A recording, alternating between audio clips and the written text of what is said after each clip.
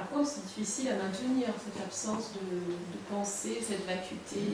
C'est que d'une façon générale, on n'est pas habitué à ça, on est conditionné.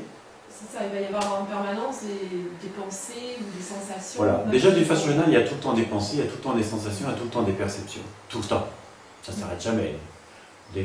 Même la nuit, quand on dort, le corps continue à entendre. Peut-être pas à voir, parce que les yeux sont fermés, mais... donc ça ne s'arrête jamais. Mais d'une façon générale, je vais dire « je » parce que voilà, hein, mais ne vous arrêtez pas à ce « je », nous sommes happés par justement ces sensations, par ce qui apparaît à la conscience, par les sensations, par les perceptions, par les pensées. Tout de suite, hop, et ça y va. Le mental, il s'arrête difficilement, justement. En fait. Mais il n'a pas de raison de s'arrêter. Est-ce que le corps s'arrête de sentir? La fonction du mental, entre guillemets, parce que c'est quoi le mental? Enfin, quand on fait un mental, à mon avis, il n'y en a pas. C'est juste un ensemble de pensées. Ça pense, il y a des pensées qui apparaissent. Il y a des sensations qui apparaissent. Il y a des perceptions qui apparaissent en permanence. Mais on n'en fait pas une histoire. Mais les pensées, on a tendance à les croire de façon automatique et à rentrer dans le jeu des pensées et à aller avec ça. Et à perdre cette conscience d'être, simplement cette êtreté qui est en amont des pensées et qui voit apparaître les pensées, qui voit apparaître les sensations, qui voit apparaître les perceptions.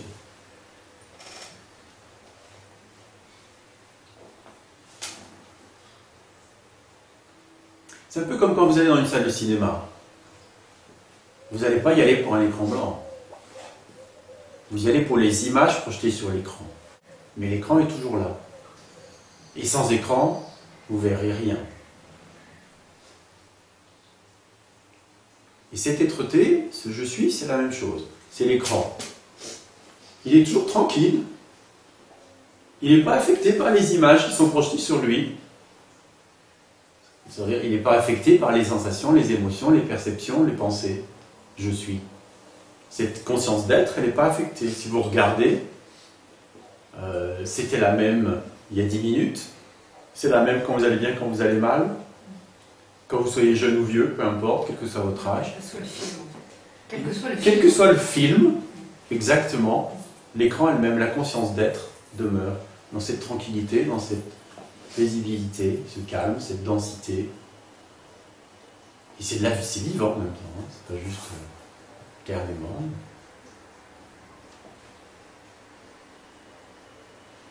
Le souci, c'est qu'on nous demande d'intervenir dans la vie en ayant des positions, des choix.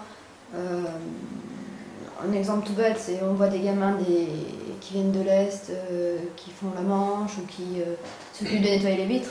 On va se dire, mais quelle position j'ai par rapport à cela? Est-ce que je me dis, pauvres petits, il faudrait qu'ils aillent à l'école, il faudrait qu'on les enlève à leur macro qui s'occupe de les... Ou alors, est-ce qu'on devrait se dire, il faut les renvoyer chez eux parce que c'est pas possible. Et à chaque fois, on nous demande dans la vie tout le temps d'avoir une position.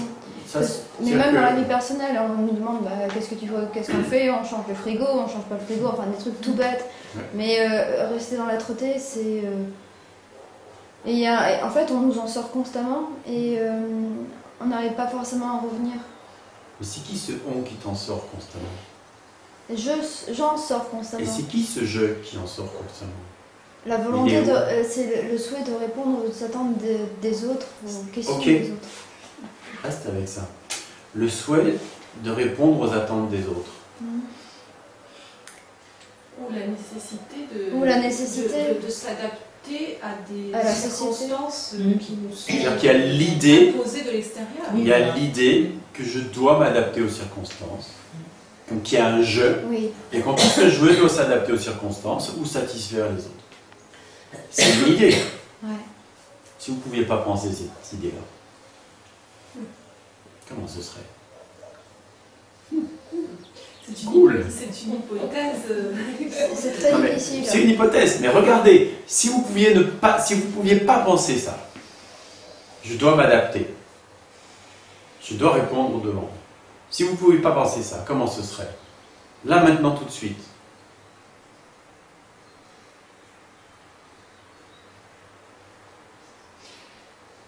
Juste oser la réponse, quoi. que j'ai enlevé aussi, le fait qu'on nous a toujours dit qu'il fallait toujours s'adapter. Mais évidemment, c'est Non, un conditionnement. C'est un conditionnement, mais toujours bien s'adapter comme si c'était vraiment une raison de vivre. S'adapter à la société. Mais peu importe, Mais c'est un conditionnement fondé sur une pensée crue. C'est-à-dire, oui, certes, on nous a conditionnés, mais est-ce qu'on a le choix? Bon, on est tous plus ou moins dans des situations de vie professionnelle, de couple, Mais là, à nouveau, sais-je. est-ce qui serait ce on qui aurait le choix? Il est où?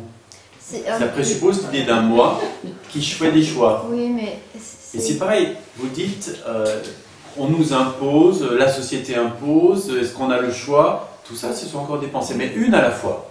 Je dois m'adapter. Si vous ne pouviez pas penser ça, là maintenant tout de suite, comment ce serait? bah là, on peut rester en maîtreté. Ça, il n'y a pas de Oui, problème. Ok. bien sûr. Par contre, les autres, c'est la vacuité, mais bon, Bien sûr. après dans notre quotidien, on peut pas. C'est la luxe. Non mais je prends un exemple. attendez, une chose à la fois et une à la fois. Sinon on n'y arrivera jamais.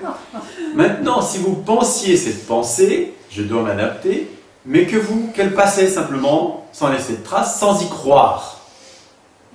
Ça libère le cœur. Comment ce serait? Je dois m'adapter, Beaucoup plus libre. Là, on peut être beaucoup plus libre. Voilà. Ah, t'as dit qu'on fait les choses, mais comme ça. On fait les Voilà. choses. Sans être conditionné par ce que l'autre va penser, l'image qu'on va donner, sans avoir peur des Voilà, conséquences, sans avoir peur, tout le temps avoir peur. sans avoir tout le temps peur. On On est y trouverait pollué. une forme de liberté. On y trouverait une forme de Et de liberté. détachement. Qu'est-ce que vous venez chercher ici?